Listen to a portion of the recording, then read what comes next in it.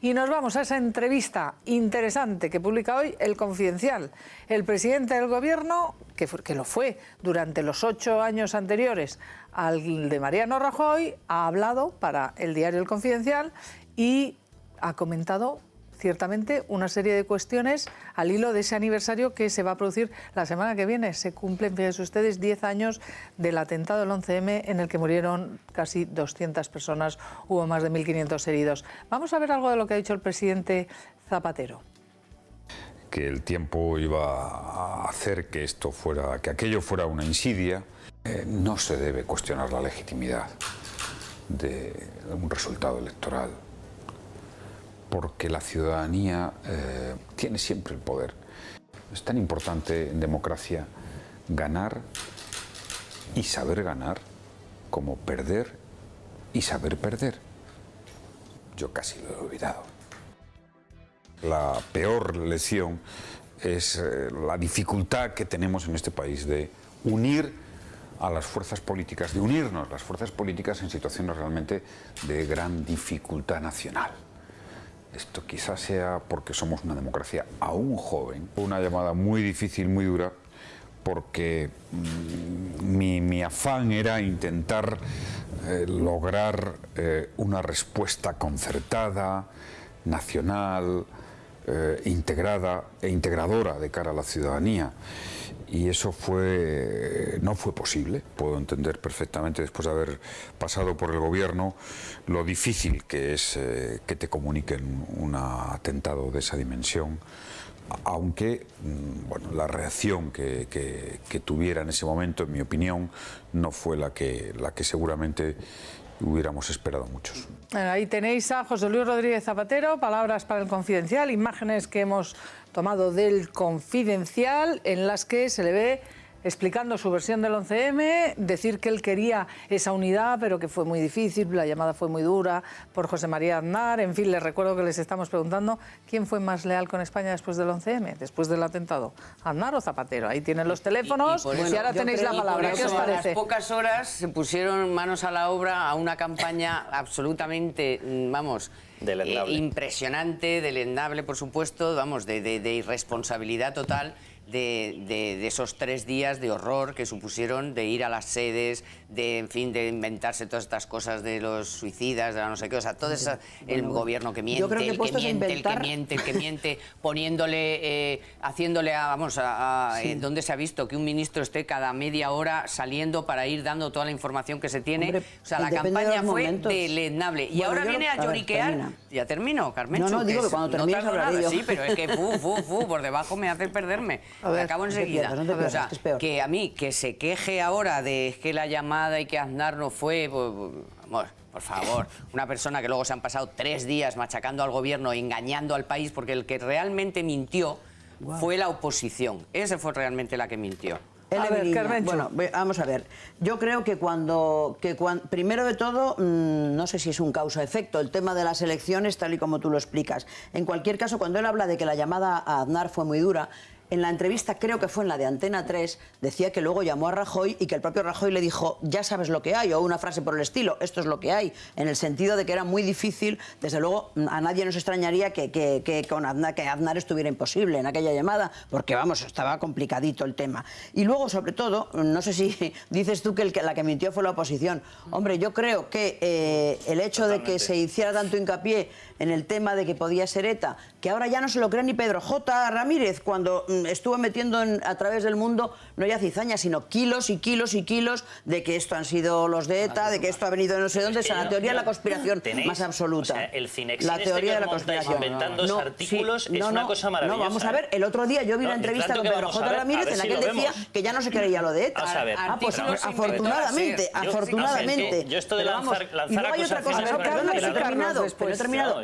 Respecto a la convocatoria delante de la sede del PP, ¿Por qué das por hecho que fue Zapatero? La convocatoria fue una convocatoria de ese porque se mandaron mensajes de los teléfonos del PSOE. Efectivamente. Bueno, o sea, vamos a ver, la culpa la tuvo la oposición, el gobierno actuó impecable, dijeron unas cosas brutales, en fin, yo creo que es bastante chocante lo que estáis diciendo. No, me dices que la oposición dijo cosas terribles, que además convocó en las sedes, que además la manifestación y que además dijo, hombre, lo que hubo fue un gobierno que no dijo la verdad, a mi juicio, en ningún momento, que se demostró que habían mentido y que no sé si por eso o no perdieron las elecciones, pero que desde luego las perdieron. Bueno, y yo estoy de acuerdo con Zapatero en que el resultado de las urnas hay que respetarlo. Tienes la palabra, Carlos, luego Carlos Edurne y Alfonso, pero quiero que veáis la secuencia de los hechos, cómo es, sin trampa ni cartón, lo que ocurrió y con el timing de quién salió, cuándo salió y qué es lo que se dijo.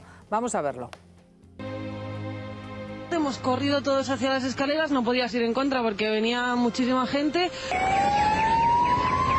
Corriendo la gente, perdiendo zapatos, llorando, yo he visto incluso algún herido. ¡Una ambulancia libre!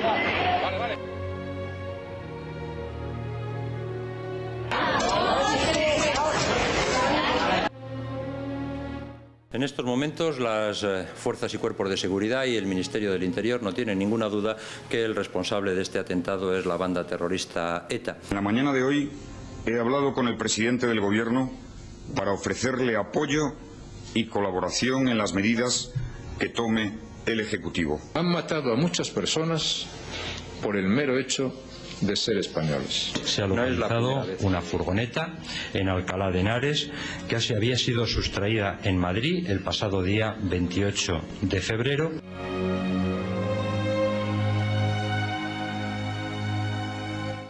Bien, efectivamente tiene mucha relación y tiene mucha identidad con estas acciones criminales, muy en especial con la del tren dirigido a Chamartín en la Nochebuena del pasado día 24.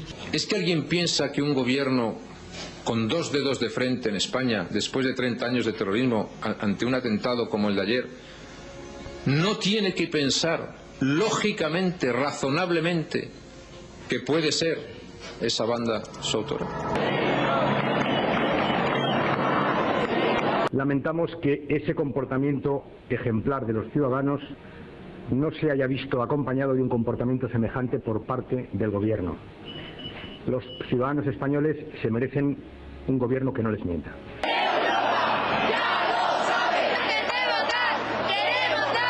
Esta manifestación ilegal, que cesen en su actitud y concluya este antidemocrático acto de presión.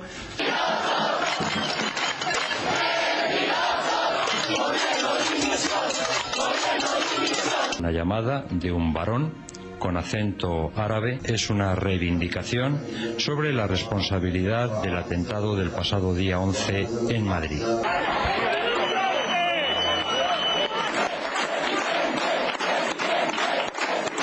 Pienso en todos ellos y pido que guardemos aquí y también cada cual en su hogar.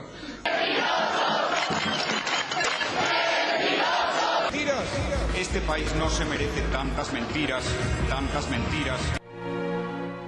Bueno, así que les estamos preguntando a ustedes, esto es lo que pasó, cómo el gobierno fue contando, aparece una furgoneta, aparece un vídeo, aparece, eso según lo va saliendo, lo va haciendo en tiempo real, han visto el minuto y la hora en la que va saliendo el gobierno, las acusaciones que le hace el Partido Socialista, fundamentalmente podríamos haber sacado Izquierda Unida, lo hemos centrado porque hoy les estamos preguntando a ustedes quién fue más leal con España después del 11M, ¿Aznar o Zapatero? Ustedes opinan, nos dan su opinión y nosotros la valoramos. Tenía la palabra Carlos Cuesta y luego Carlos Carnicero. Simplemente quiero mostrar una cosa para que nos hagamos idea de qué barbaridades se llegan a soltar. Esto me da que no es la portada del Mundo, ¿verdad? Es la portada del País. Matanza de ETA en Madrid, ¿vale?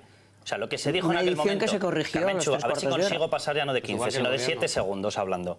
Vamos a ver, matanza de ETA en Madrid, portada del País. ¿Por qué sacó el País esto? Porque los informes que llegaban en esos momentos de los servicios secretos aseguraban que había sido ETA. Es decir, ¿qué es lo que hizo en aquel momento el gobierno? Decir lo que había. ¿Por qué se dijo que había sido ETA? Porque viendo lo que había provocado las explosiones, viendo los boquetes que había en los trenes, viendo todas las pruebas que había hasta este momento, era evidente que no era la famosa patraña, eso sí que es una patraña de la goma 2eco, que era otro explosivo. ¿Sabéis lo que sabemos hoy ya, probado judicialmente después de tantos años? Que el explosivo no podía ser el que se dijo y que era lo que apuntaba que no fuese ETA, que era imposible que fuese goma 2eco, que tenía que ser un explosivo o militar o algún tipo de explosivo muchísimo más potente. Es decir, aquello a lo cual se agarró el Partido Socialista para decir que estaba mintiendo a Aznar era una mentira garrafal. Las primeras indicaciones apuntaban a ETA. ¿El qué ha sido al final? ¿Quién lo ha provocado? A estas alturas, 10 años después, no lo sabemos. Y a mí me llama muchísimo la atención que toda la gente que dice que lo sabe es incapaz de responder por qué se eliminaron los trenes, por qué se cambiaron las mochilas, por qué aparecieron mochilas, por qué siguieron apareciendo mochilas 15 meses después, por qué las descripciones de los testigos fueron cambiando a lo largo del juicio, por qué no se pidieron o se permitieron por parte del juez que se preguntase a testigos rumanos que habían sido negados inicialmente y luego aparecieron habiendo recibido dinero. Y las declaraciones de Trasorras las has visto, con ¿no? nacionalidad. Las declaraciones de Trasorras. ¿Por qué nadie se pregunta cómo puede ser que no apareciese metralla en ni un solo cuerpo cuando la única prueba que aseguraba que había sido ese tipo de explosivo, ese tipo de teléfono y ese tipo de mochila tenía una bolsa de metralla? Ni un solo cuerpo con metralla, ni un solo vagón con metralla. Por cierto, de los vagones que hubo que andar buscándolos uno por uno. Al final se encontró uno años después. Ni un suicida. O sea, nadie se pregunta por todo eso, pero todo el mundo juzga a José María Aznar porque dijo lo que en ese momento estaban diciendo las fuerzas de seguridad y los cuerpos secretos, que qué casualidad apuntaban a un explosivo, que 5 o 6 años después se demostró que era verdad. Se demostró que era verdad y que la famosa historia de la goma 2eco era una mentira garrafal. Bueno, pues a estas alturas el juicio sigue siendo qué mentiroso era Aznar. Carlos, sigues haciendo una película que yo creo que es un poquito... Uy, perdona, Carlos Carnicero. Sí. Vamos a ver. En primer lugar, yo creo que Aznar gestiona mal el primer momento. Yo creo que lo razonable hubiera sido que Aznar se hubiera presentado a las 2 horas en la estación de Atocha, que hubiera convocado a los grupos políticos, a los líderes políticos en el Congreso de los Diputados.